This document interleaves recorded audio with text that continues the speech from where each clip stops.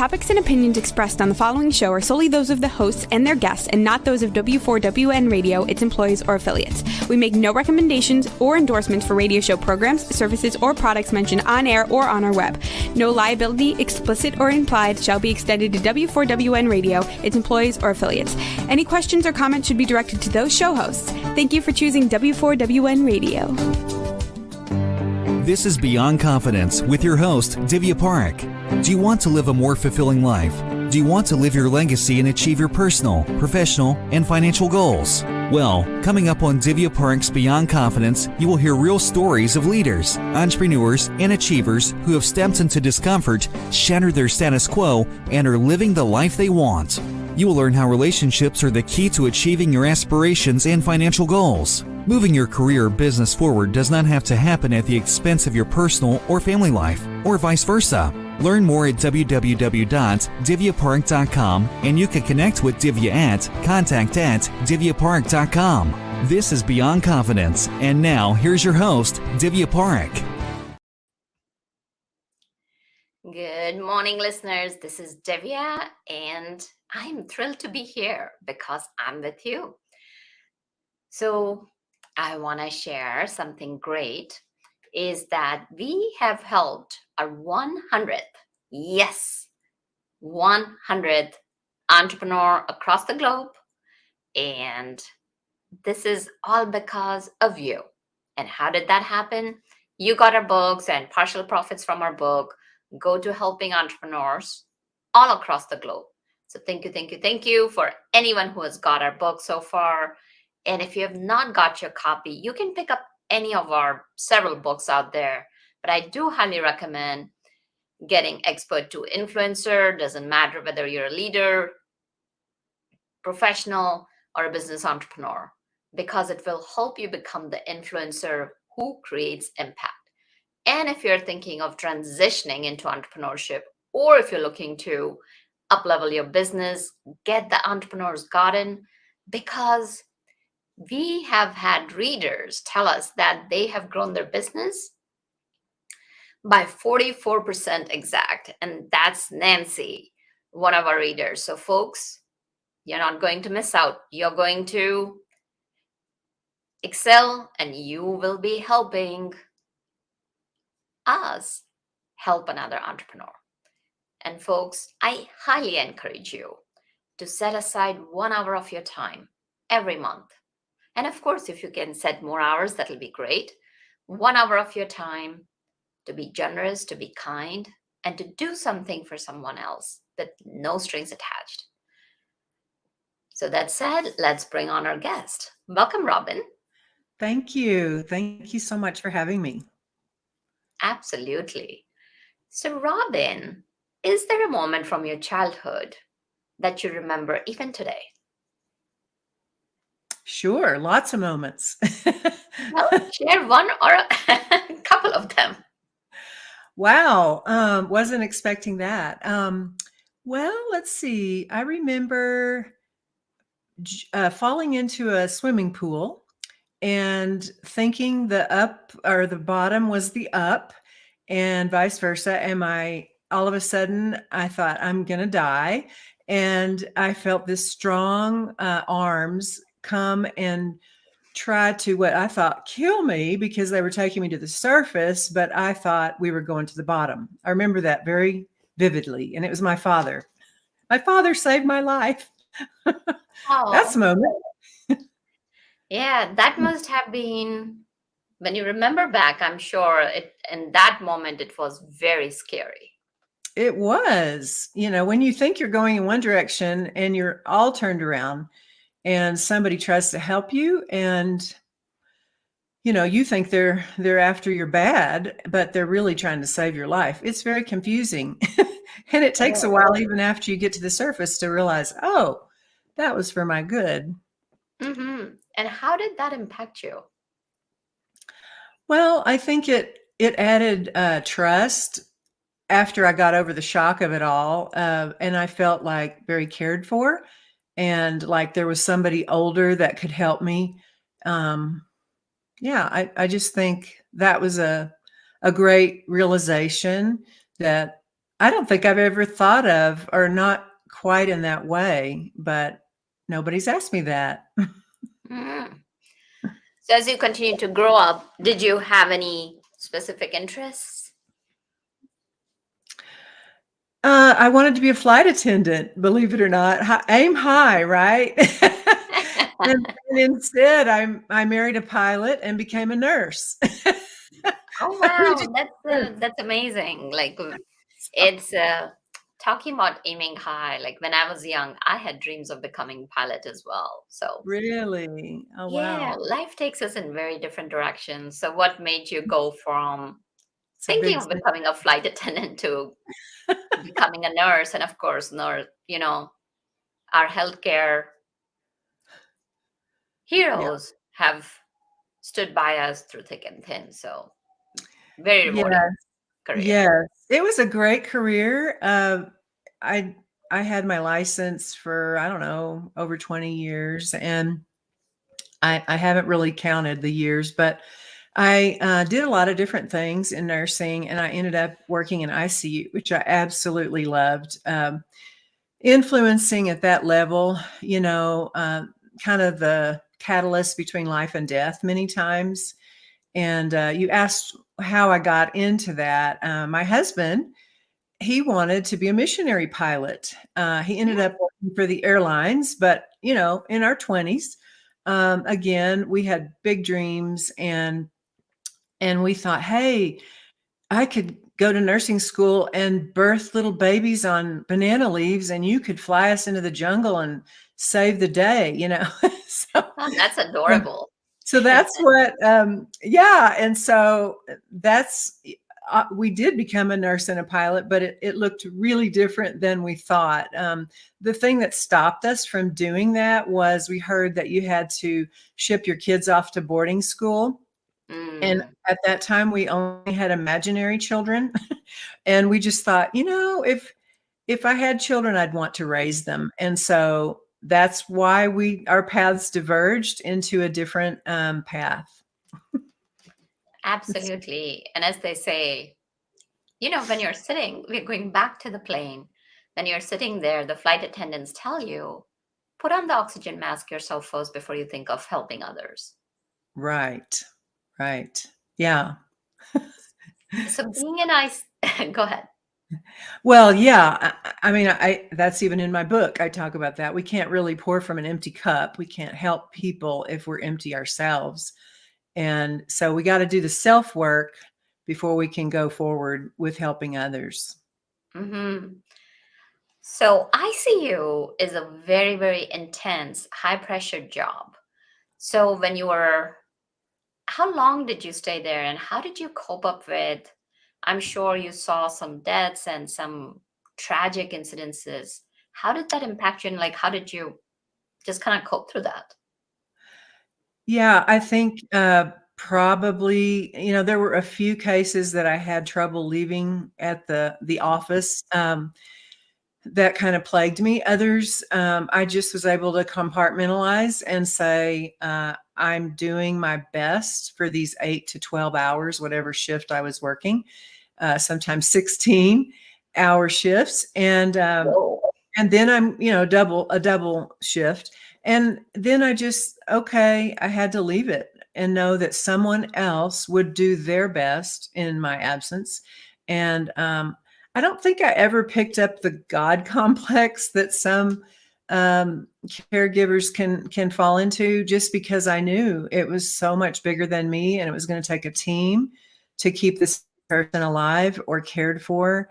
And so I just was able to kind of go, I did the best I could do, and now I'm going to leave this person and these people in other people's hands. So, the stories that kept with me, I think, were the things that I felt I wasn't at my best. Those were the things that Mm, haunted me. mm. And I'm sure you made tremendous amount of difference. Like, if you were to look back, you could see the impact you made. Yes, and that feels good, of course, because we all want to influence and leave Hmm. something better behind us than the way it was when we got there. So yes, I loved my nursing career. I got to do so many cool things. One time my husband was a pilot on a private plane, and I was the nurse, and we cared for a person in transport to another state. And that was the only time we got to merge our careers for an event, or, to care for someone. That was really fun. Oh, I bet. So when you decided to leave, what was your next career move? Yeah, well, I was a wannabe parent for the longest time. I had fantastic parents. I was super close to my mom. We talked incessantly, all the time, until she passed. And Mm. I just wanted to be a mom. I kind of wanted, you grow up, I want to be like you when I grow up, kind of thing.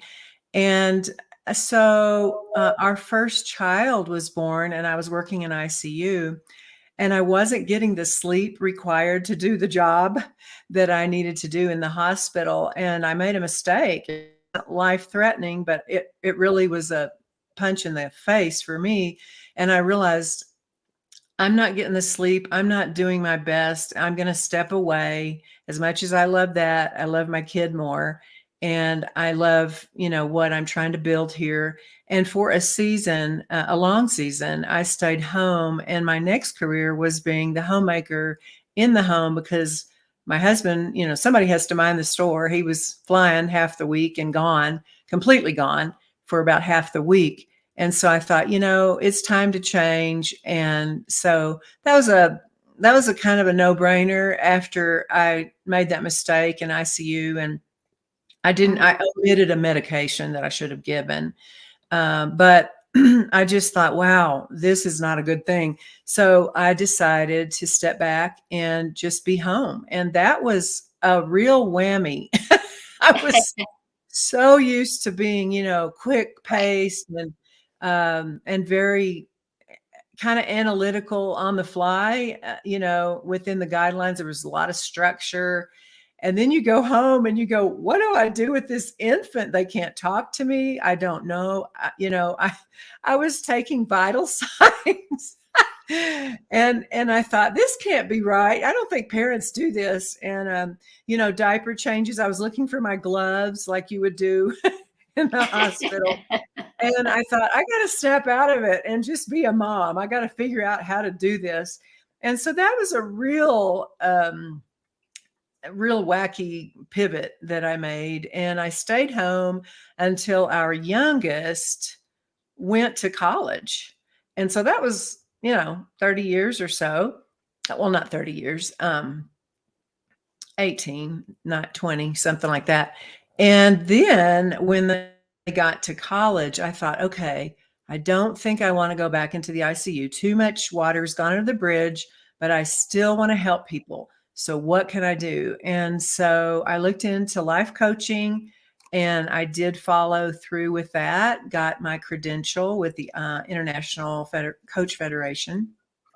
And I just started coaching, and I loved it. And from there, I got a certification with Dr. Brené Brown's work, certified Daring Way facilitator. That takes me to today. Yes, I really love Brené Brown's works, and her books are just amazing. She brought a completely different spin to leadership. So Yes.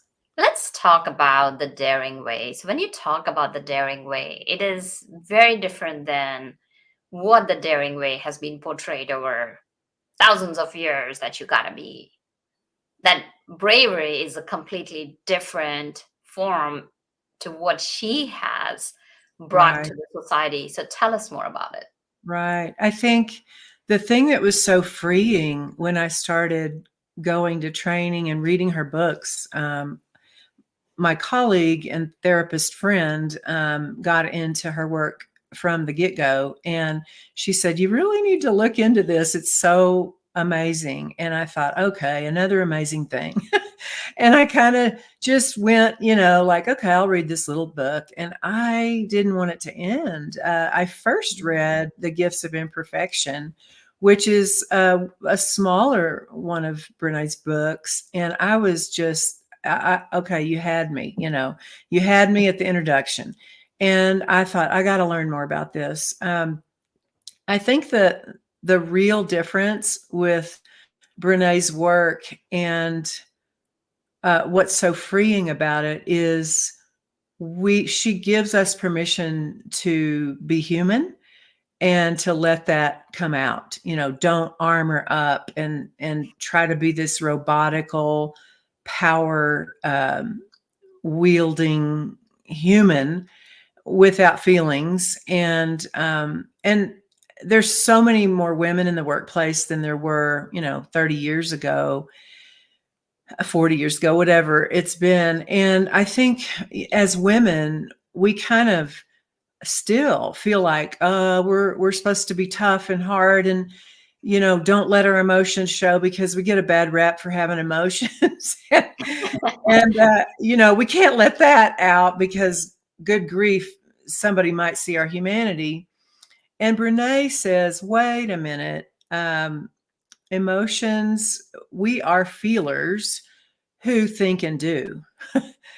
At our core, that's who we are. And why do we try so hard to cover that up as if that's not an important thing? And you asked me, I think that's an interesting question at the beginning. You asked me, is there a memory? And that's what popped up.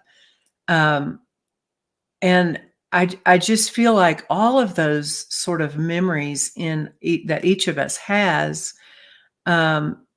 form us to the human beings we are.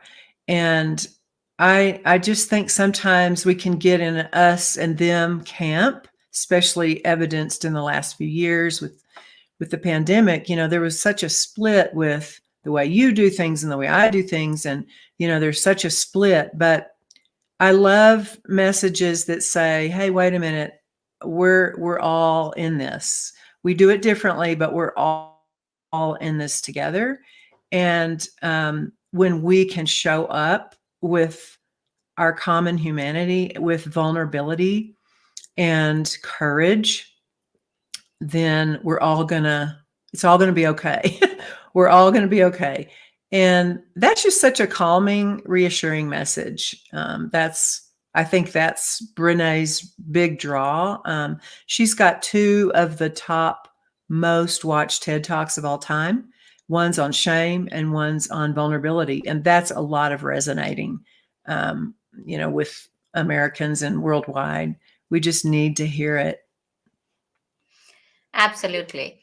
So let's have a discussion about vulnerability. Like, so many times what happens is, you talked about permission. We don't give ourselves permission, whether it is men or women, probably more so women.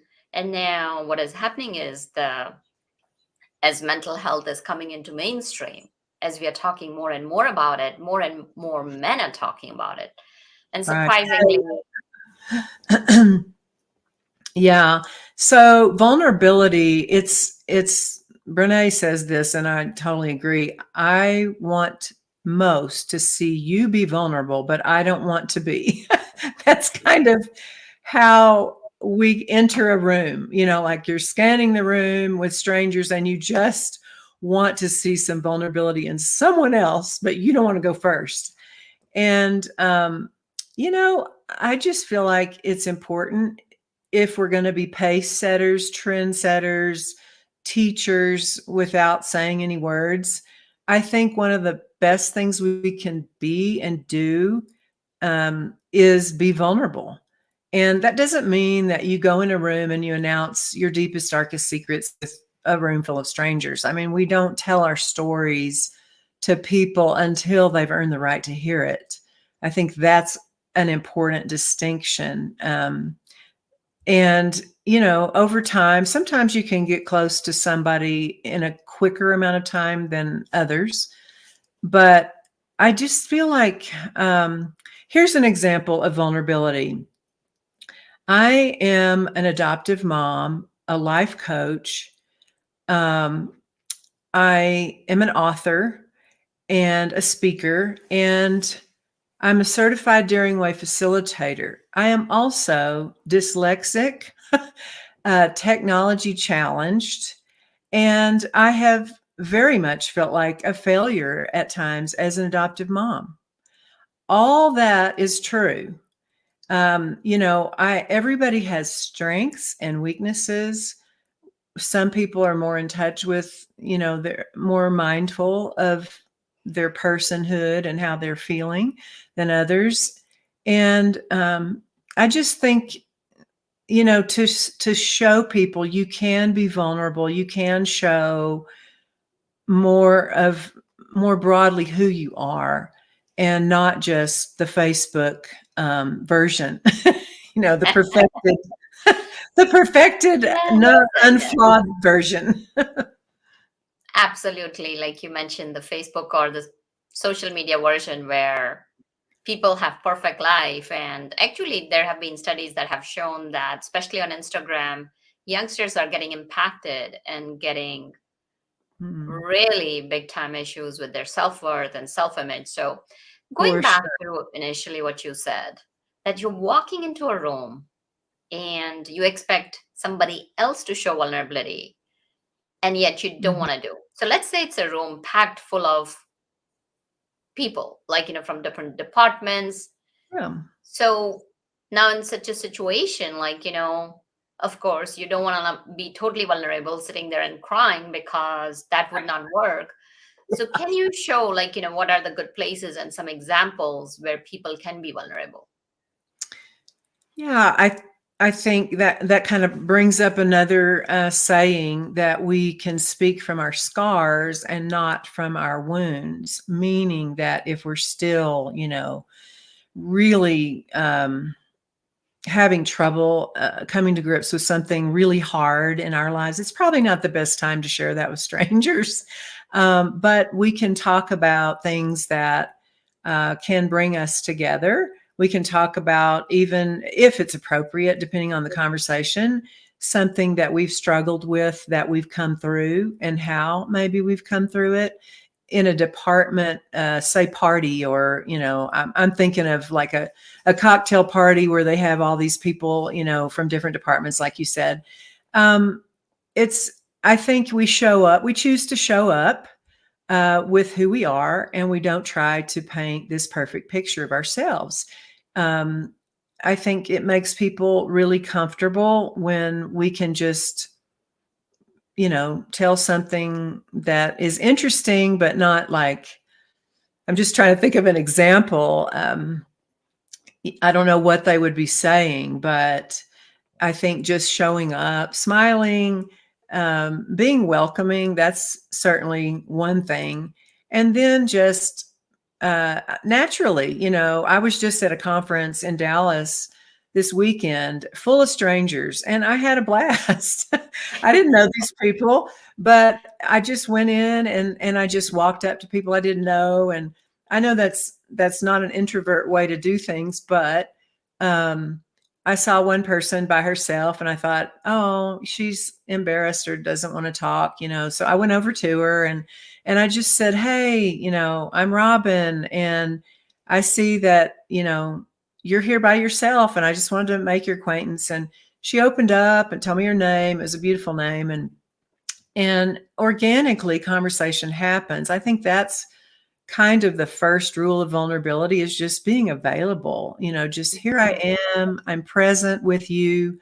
I'm not distracted. I'm not looking over your shoulder to see who else I need to be talking to right now. But you show genuine interest in the people in the room. And I just think that's probably the first thing. And Oh, I then love that.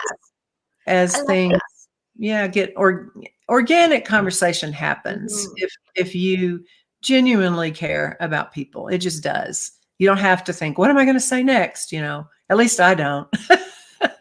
Right. And it's about being present. So what you're talking about is that even if you're in a chock full a Mhm. meeting room chock full of people, what Mhm. you can do is you can be there, you can be present, and as people are talking, because what happens is so many times, let's say somebody brings up a pain point or an issue, people are like, no, no, no, no, no, we gotta get it done. These are the timelines. We don't have time to do it. Mhm. So being present for them and sharing that, okay, you brought this concern up. Thank you for bringing it up. Let's Mm. walk through it. What Yes. could be the ramifications if we did not pay attention? Or is there something we can do about it so it's not a pain point for your department or for your group? Right. I mean, yeah. Sometimes, you can solve problems right there. Mhm. But many times I think it's just opening that door, cracking that door, like, hey, I see you.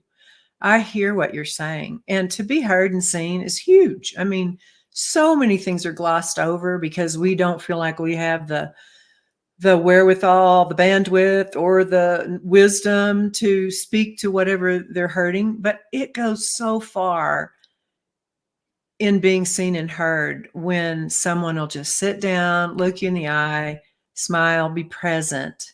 That just means the world, to people. I mean, even if you don't, in the Jewish tradition, there's a thing called sitting shiva. When people die and you don't have the right words to say to comfort this person, so you just sit with them. And there is such a powerful presence that comes with just sitting with someone. And in a workplace, I would say, we can sort of sit Shiva with them, being present. We don't have to Mhm. solve their problems. We don't have to come up with some amazing, plan for their lives, but they might leave that party or that meeting and they might still have all their stuff they came in with, but they'll remember there was one person that I really connected with. And man, that felt good to be seen and heard. And talking about presence, it's about forming that connection. We may think differently, but we can come together because Yes. you and I are both humans, having that commonality of being human beings. Yes. So this is very powerful. So now Mhm. let's say if we flip it. Now you have an issue, whether it's with your boss or within a group, and now you want to bring it up. So we have talked about being vulnerable, giving yourself permission, and the portion, like there are two things, right? One is the Mhm. mindset, where you got to make up the mind. I'm okay with vulnerable to whatever extent you're comfortable with. And Mhm. then taking that mindset and putting it into action. So there's always that gap there. People do think, yep, I'll do it. But then they fail to take action. So how can they bridge the gap? Yeah, it's fearful, right? We're fearful of people's response or lack of response. Yep. And we, And all you thoughts know, go through your mind, right? Like, what are they going to think about me? Are they going to think I'm stupid? Or am I right, going to kind of look like I don't know what I'm speaking? Like, I want to be seen as an expert. So, yeah. right. Absolutely. And, I think for me, the gifts of imperfection has helped so much in communication with professionals because I just see them, even as children, I heard somewhere, just if you're scared of that person, just imagine them, with their pants on backwards or something, something human. I mean, that was a childhood thing, but I just realize at this point in my life, I don't care who you are. I do not care what your degrees are, how many alphabets you have behind your name. There is a commonality, and it helps me to realize that. It helps me to realize we can be experts in our field and we can be flawed. We can Mhm. know a lot of things and we can know nothing about certain subjects. And And we so, don't, if you kind of yeah, think about it. Like, I don't know anything about being an astronaut. I'm not Or, likely to learn. yeah, I mean, of course, but for that matter, I don't even know, like, like if I were to go and, like, hey, fix this car. So I don't know about anybody else, but I know for a fact, I don't know. When we talk about a circle, like, what you don't know, and what you don't know, what you don't know. What Right. I We know is don't. probably just going to be like 1 to 2%. Right. And so we can be great at what we do, and then we Mhm. can need other people. And so I think that really helps me, as like if I were in that room you're talking about with people, and I wanted to, be vulnerable, I would first be present, and then I would think to myself, I'm just going to bring who I am. I'm going to go ahead and admit that I don't know stuff, and it's Mhm. going to be okay. Yeah. And then I'm going to ask them, hey, you know, talk to me about whatever it is I'm concerned about. What do you know about that? What can I glean from this conversation? Because I see you as somebody that I need and that maybe, I could learn from. And that not only helps us stay vulnerable and, not be puffed up about everything, but it also invites the other person in as their expertise is desired and asked for. And so that's a way that we can come together as people, just realizing, hey, we all need each other for different things. And we all have something that we can give. So Hmm. that's what I would do. I mean, and that's Yeah, what I no. did this last weekend. I availed myself to a lot of things I did not know. And I And that's feel powerful. better. Yeah. And one of the first things, as you said, as an icebreaker, think about that person wearing their pants the wrong way, or even think like, I, I don't know about you, but I've never heard of anyone who can put both of their legs in pants immediately. Like they're holding the pants and jump right into it. Maybe somebody from circus Or a uh, cartoon. Yeah. or cartoon could do that. So Mhm. that's such a grounding thought. Like, okay, I put on my pants one leg at a time, and they do the Yeah. same thing. So do So they. Yes. yeah, making others Mhm. human, and Right. Right. That that's just always comforts me. And right. yeah, and performance as well. I think about just yesterday, I spoke with somebody about performance fear. And I shared with her about, for one thing, they wouldn't be asking you to do this if you didn't have what it takes to do it. And secondly, um, you're going to do your best and you're going to give yourself permission to not be perfect. We can be great at what we do. We're not perfect at what we do. Nobody is. Even if you execute a perfect moment, the very next moment, it's not going to be perfect. So I think we just have to scratch that, scratch perfection and embrace the wholehearted showing up that we want to do in the world. And that helps me, when I go places and speak or even prepare to speak or coach and anything. I just go, I'm not perfect, but I'm showing up. I'm bringing my best, and I give myself permission to be human right now. And I think it gives other people permission to do the same without even saying the words. I just think it's kind of transferable. Hmm. And definitely scratch perfection, because if you think about it, am I echoing? I see you. I hear No, no. you. Is my sound echoing to you? No. Okay. So it's really good that we can scratch perfection, because think about it. All these Olympians, they keep on breaking the records. And if we thought like, oh yeah, somebody ran so much of a distance in so many seconds, nobody would break the record. So it is perfect in that moment, In the moment. or it is best. Yes. It happened in the moment, and then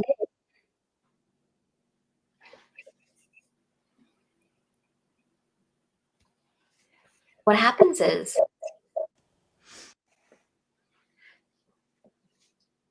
that you can achieve results that are better. And when you go that route and forget about the perfectionism, that fear, does go away a little bit, it will come back, but it will go away in that moment. Now let's kind of touch upon shame. We talked about vulnerability. Well, of course, I'm lisping on it. So we talked about that. Now let's talk about shaming. There are a lot of people who will shame others, sitting in this seat of judgment. And when Mhm. you're on the receiving end, what can you do? It feels horrible. It just feels awful to everyone. Um, yes. So there's two ways, at least, to combat shame. One is empathy, and two is a practice of self-compassion. And there's a lot of work around self-compassion, and I'll talk about that in a minute. But first is empathy. We, in a moment of suffering, like shame produces in us, when we feel shame, we're suffering. Psychologically, it just feels horrible, and everybody's felt it. Everybody, even if you don't recognize it as shame. But it took me a while. I thought, oh, I know who has shame. People who have had bad things happen to them, really bad things. And then, when I got more into the work, I laughed at that first thought, because I know now that everyone experiences shame, and not just once. You don't get over it, like, oh, I don't have shame anymore. Everybody has shame at times. And so what I do when I recognize, oh, I'm in shame right now, I see, well, so I look for people who know me and love me. I do have some really good friends who I can go to, who know me well, who will call me out if I'm in error. If I'm not seeing things right, they'll challenge me. So I'm very blessed that I have friends like that. But I would go to one of those friends and I would say, this happened and it's terrible. And, I don't like how I'm feeling.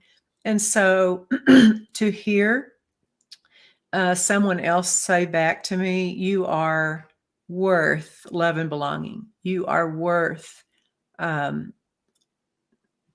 your place. And so I really feel like that is an important thing. Brené has a little uh, word picture. She said, if shame were in a petri dish and we put it in the closet, it would grow and mushroom and just explode in the petri dish. But as soon as you douse a little empathy on that, it dies. And self-compassion is a practice, because most of us don't really employ this practice unless we're taught. It's not natural, because we always have this inner critic, going, you didn't do that well, and all this stuff that we all hear at times, especially if someone's actually saying those things to us. Self-compassion is super important when we're suffering, to just say, when we teach this in the workshops, we have a little thing that we do, and we spring it on them. And one of us will look to the other and say, you can't believe what kind of a day I had. And we'll spout off all the things that went wrong in the day. And then the other one will say, you stupid idiot, and they'll just ream us out and tell us, all the things that we hear in our head anyway, when we mess up. And the audience is just horrified, as you can imagine. And they all get real uncomfortable. And then we stop, and then we look out and say, what are y'all feeling right now? And of course it's horror, make it stop, and all that stuff. And then we go on to teach that, that's why self-compassion is so important, because you would never hear that from a good friend. But we say it to ourselves when we're shamed. We say it to ourselves. We're our own worst critic. So to reverse that, we say, what would I say to a good friend right now if somebody just, gave me this horrible day they had, or they messed up at the office, or whatever it is that we're being shamed about? What would I say to a good friend? And I would more than likely say, you know what? You showed up. You did your best. You stayed in your lane. You didn't flip out and reciprocate. It hurts right now, and try to get in touch with, how are you feeling? How are you feeling in your body and the whole thing? I mean, we hold things in our bodies when we're in shame. Some people feel it in their chest. Some people break out in a cold sweat. Other people feel it in their gut. Notice that. Pay attention to that. And the more you practice, the quicker you get there. But I really feel like self-compassion and empathy are two, I guess, weapons that we can pull out when we're feeling in shame. Absolutely. That's very powerful, Robin, because think about it. And one of the ways you can bring that empathy and self-compassion is that picture yourself as a younger child who was bullied by another kid. Mm-hmm. And how would you treat that child? Yes. And putting yourself in that place and practicing self-compassion is so important, because that's what we are. Mm-hmm. It is human to make mistakes. Right. And there is no one free of making mistakes. So yes, you made a mistake. The key is you will learn and you'll do your best to rectify that mistake and keep it in mind. But that doesn't mean that anyone has the right to shame somebody else. No. So thinking about that and practicing self-compassion goes a long way. Some great conversation over here. So tell us, if our listeners wanted to reach out to you, tell us about your book. How could they connect with you? Where could they find your book? Yes. You can go to robinhitt.com, ROBINHITT.com, and all the services are listed there. I wrote the book, Open-Eyed Adoption, Real Help for those parenting adoptees. And you can get it on Amazon, Barnes & Noble, anywhere books are sold. It came out last week. So if you just go to robinhitt.com, you can find everything there. Well, thank you, Robin. Do you have any parting thoughts for our listeners? I would just say continue to show up. And if you make a mistake, just be kind to yourself. Certainly be kind to others. Show up, be present, and, we're all in this together. Absolutely. You said it. We are all in this together, and know that nobody's perfect. So self-kindness is as important as being kind to others. So be kind to yourself. Thank you, Robin. Thank you. Yeah. Thank you, listeners, for joining us, because you are the heart and soul of the show. Without you, the show would not be possible. Reach out to us. Share with us what stories, experts that we can bring so that you can live the life you deserve.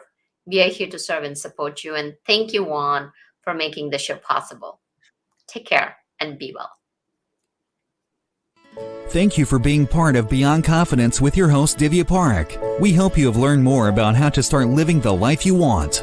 Each week on Beyond Confidence, you hear stories of real people who have experienced growth by overcoming their fears and building meaningful relationships. During Beyond Confidence, Divya PArekh shares what happened to her when she stepped out of her comfort zone to work directly with people across the globe. She not only coaches people how to form heart connections, but also transform relationships to mutually beneficial partnerships as they strive to live the life they want. If you are ready to live the life you want and leverage your strengths, learn more at www.divyaparekh.com. And you can connect with Divya at contact@divyaparekh.com. We look forward to you joining us next week.